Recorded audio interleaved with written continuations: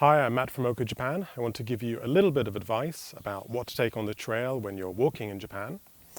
I'll start with the clothing. What I usually do is I take light clothing that dries easily. So this is a hiking shirt. It's just it's a fabric which wicks, that sort of takes moisture away from the skin. Advantages, it's easy to wash and it dries very, very quickly. I'm wearing just sort of hiking trousers. Again, these are fairly thin. They're fairly loose fitting, and again they dry easily if you need to wash them.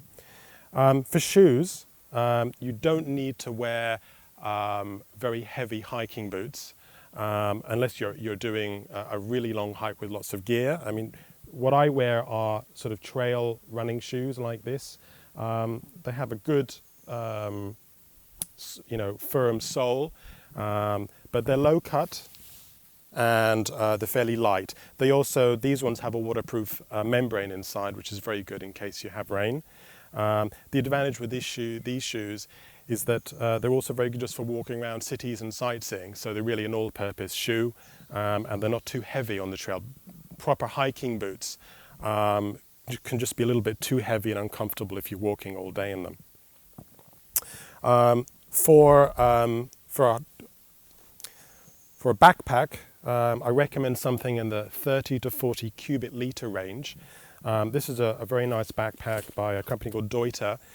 Has a mesh back, so air can circulate there. There's also pockets. This is a top-loading pack, which means you load it from the top.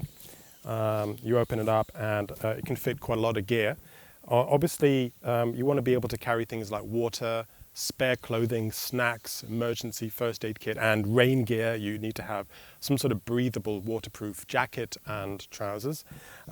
What I do for water, obviously you can just pick up a bottle of water in a convenience store, but I carry one of these bladders. They fit in the pack, and this pack actually has a little kind of pocket inside. What happens here, there's two advantages to this. You have a tube comes around, and then you can drink it without actually having to stop and take it out of the pack. The other advantage of these is they're easy to travel with. They just squash down, and when there's no water in them, you can fold them away, which is very convenient. The other thing I do is when you're walking, you always want to prepare for the worst. It's important to have things that protect your gear. This pack is good because it has a rain cover, which is actually inside the pack in the bottom here. The advantage to that is you're not going to forget it. It's always there, and you put it on. This is really good if you're walking in a lot of rain. These packs are generally quite water resistant anyway. I mean, you can deal with a small rain shower or a very, very light rain. If you're walking all day in heavy rain, obviously things will get wet. The other thing I can recommend is a small sort of Ziploc bag, a little bit bigger. This is one I have for my phone.